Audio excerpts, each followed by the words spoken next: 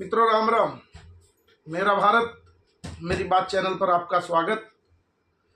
आज के इस अंक में हम बात करेंगे 17 जुलाई को एक अभी प्रियंका गांधी ने मुहर्रम के उपलक्ष्य में ट्वीट किया। मुहर्रम की तो बधाई दी, लेकिन प्रियंका गांधी ने उस ट्वीट में फिलिस्तीन के बारे में कहा कि फिलिस्तीन के लोगों के ऊपर बहुत बड़ा अत्याचार हो रहा है और वहां के लोगों पर इस अत्याचार के साथ हम लोग खड़े हैं, यानी कि कांग्रेस पार्टी हमास के साथ, फिलिस्तीन के साथ खड़ी है। आपको ध्यान होगा कि जो फिलिस्तीन और इजराइल का युद्ध चल रहा है उसकी शुरुआत कहां से हुई। अभी फिलिस्तीन के हमास के जो आतंकी संगठन है उन्होंने इजराइल के लोगों को मारा और इजराइल अपना बदला लेने के लिए फिलिस्तीन की जो गाजा पट्टी पे उस पर हमला कर दिया। लेकिन देश में बहुत से सेकुलर और बुद्धिजीवी नेता और खासतौर पे कांग्रेस के नेता इस विषय पर बहुत ज्यादा तकलीफ में है। संसद में भी शपथ लेते हुए जो ओवैसी हैं उन्होंने जय फिलिस्तीन का नारा लगाया था, जिसको संसद की कार्रवाई से बाद में निकाल दिया गया। तो आप देखेंगे कि ये जो कांग्रेस के बड़े लोग हैं, ये गांधी परिवार के लोग, जब भी कोई बात कहते हैं तो उनके पीछे कोई इतिहास होता है। जैसे भगवा आतंकवाद के पीछे नेहरू तक आप जानेंगे, कई वीडियो में हमने चर्चा भी की। और हिंदू हिंसक है उस विषय पर भी सोची समझी रणनीति के तहत ये लोग काम करते हैं। आज प्रियंका गांधी ने भी इसी सोची समझी रणनीति के तहत ही एक ट्वीट किया है, सोशल मीडिया एक्स पर अपना ट्वीट किया है। तो उसका इतिहास जानेंगे कि ये गलती पूरे 104 साल पहले भी जिस नाम को झूठा नाम लेकर ये लोग रखते हैं गांधी, उन्होंने की थी। अब आप पूछेंगे क्या गलती हुई थी उस समय 104 साल पहले। इसी तरह जब महात्मा गांधी 1914-15 में भारत आए, प्रथम विश्व युद्ध चल रहा था, तो उस प्रथम विश्व युद्ध में अंग्रेजों ने तुर्की को भी हराया और 1919 में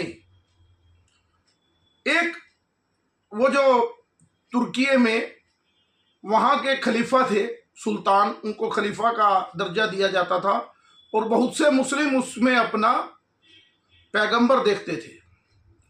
तो जैसे ही उस खलीफा को हटाया वहां से, तो यहाँ के मुसलमानों ने, जो भारत में रहते मुसलमान थे, उन्होंने खलीफा हटाने के बाद एक खिलाफत आंदोलन की शुरुआत की।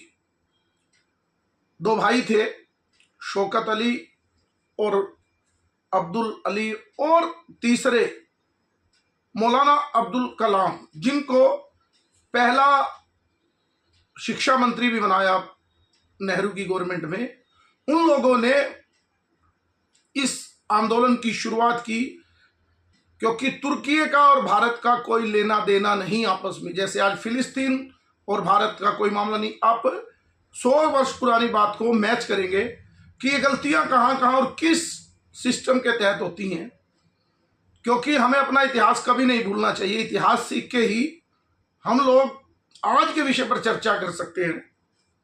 तो 1919 से और 1922 तक उन्होंने महात्मा गांधी से बात की कि आपको हमारा सहयोग करना होगा, इस खिलाफत आंदोलन में शामिल होना होगा।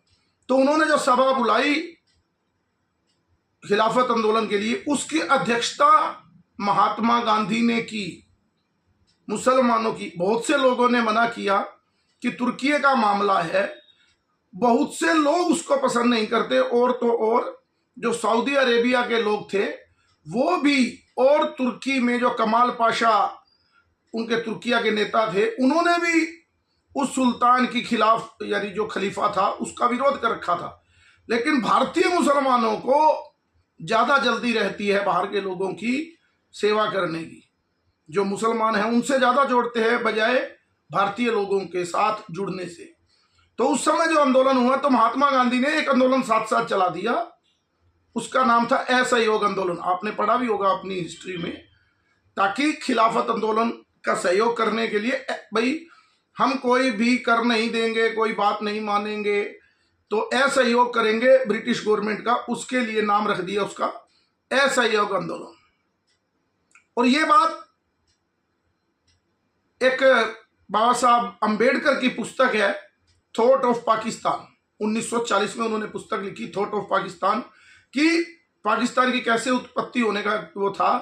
तो उन्होंने पहले ही लिख दिया था और उन्होंने बताया कि महात्मा गांधी ने जो ये आंदोलन असहयोग आंदोलन चलाया है, ये शेडो है उसकी, इसका मूल रूप है खिलाफत आंदोलन का समर्थन करना, अंग्रेजों के खिलाफ यानी तुर्की की मदद करना। और बहुत से जो उस समय के.एस. मुंशी थे, उस समय कांग्रेस के नेता, डॉक्टर अपना अरविंदो थे, टैगोर थे और लाला लाजपत राय, ऐसे बड़े बड़े नेताओं ने महात्मा गांधी को इस आंदोलन में अपने आप को बचाव करने के लिए, कि दूर रखने के लिए कहा कि हमारा तो कोई मतलब ही नहीं है इस विषय पर। लेकिन महात्मा गांधी ने कहा कि मुसलमान हिंसक नहीं होंगे हमारे साथ रहने से, तो महात्मा गांधी ने ऐसा एक विषय में उनका साथ दिया। लेकिन यह घटना तो घटनी थी, क्योंकि मौलाना अब्दुल कलाम उस समय कहते थे, क्योंकि हिंदुओं की उस समय आबादी 22 करोड़ थी, तो वो कहते थे कि अंग्रेजी हुकूमत से जो खतरनाक हैं वो 22 करोड़ हिंदू हैं।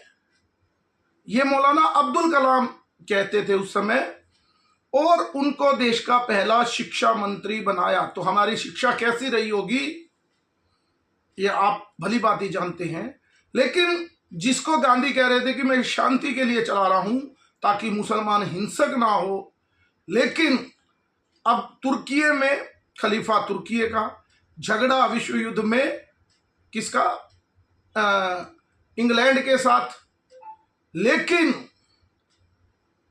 यहां पर केरल, क्योंकि केरला स्टोरी फिल्म आपको देखनी चाहिए, अगर आपको असलियत जाननी है ISIS की, तो एक केरला स्टोरी जो फिल्म है वो भी देखनी चाहिए। तो केरल शुरू से ही इस चीज का एक मुस्लिम आतंकवाद की ISIS की प्रयोगशाला रहा है। तो वहां पर मल्लापुरम मालाबार के पास मोपला एक स्थान है, वहां के पूरे गांव को मुसलमानों ने हिंदुओं का कत्लेआम कर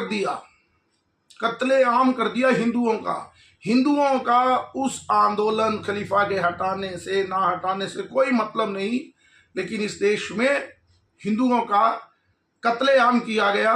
और जब ये प्रस्ताव किसी ने, के.एस. मुंशी ने कहा कि ऐसा एक प्रस्ताव आना चाहिए कांग्रेस में कि निंदा होनी चाहिए कि हिंदू क्यों मार दिए इस आंदोलन के चक्कर में, जो मोपला कांड हुआ है उसके खिलाफ एक प्रस्ताव, सिर्फ शोक प्रस्ताव आना चाहिए कि ये गलत हुआ। लेकिन महात्मा गांधी ने उस शोक प्रस्ताव को भी कांग्रेस में नहीं आने दिया। आप कल्पना कीजिए 104 साल पहले कितनी बड़ी बड़ी गलतियां हमारे इस देश में हुई, लेकिन हम हिंदू लोग, हम भारतवासी लोग अपनी उन भूलों को कभी नहीं सीख सकते और उसमें कोई सुधार करने की हमारी कोई कामना ही नहीं है। क्योंकि हमें तो जातियों में लड़ना है, हमें तो फ्री बिजली के लिए लड़ना है, हमें तो अपनी बड़ी बड़ी फैक्ट्रियों के लिए फ्री बिजली मिल जाए और फ्री पानी मिल जाए उसके लिए लड़ना है।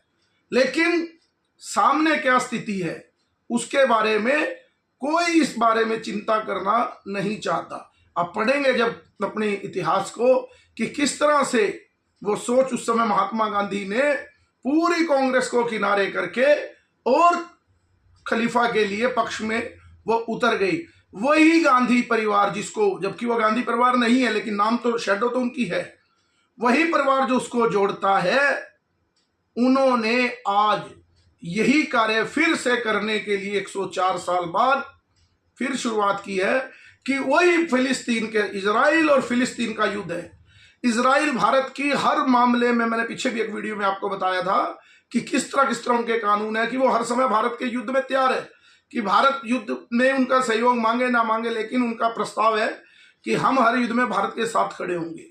कृषि क्षेत्र में और जितने भी रिसर्च के क्षेत्र हैं, इजराइल सदा भारत के साथ खड़ा होता है। लेकिन हमारे देश की विपक्ष की पार्टी के मुख्य नेता, जिनके नाम से ही कांग्रेस चलती है, वो फिलिस्तीन का यानी कि फिलिस्तीन का साथ, यानी इजराइल, या तो कहना चाहिए था कि इजराइल और फिलिस्तीन में जो युद्ध चल रहा है तो दोनों तरफ से जो मौत हो रही है वो ठीक नहीं है उनके, लेकिन उन्होंने कहा जो फिलिस्तीन में लोगों के साथ हो रहा है उसके लिए हमें बड़ी पीड़ा है। और मुहर्रम के मौके पर तो आप इनकी जहनियत जान सकते हैं कि इनके अंदर क्या चल रहा है। आज के अंक में इतना ही। मेरे इस चैनल को लाइक कीजिए, सब्सक्राइब कीजिए और शेयर कीजिए। भारत माता की जय। वंदे मातरम। जय श्री राम।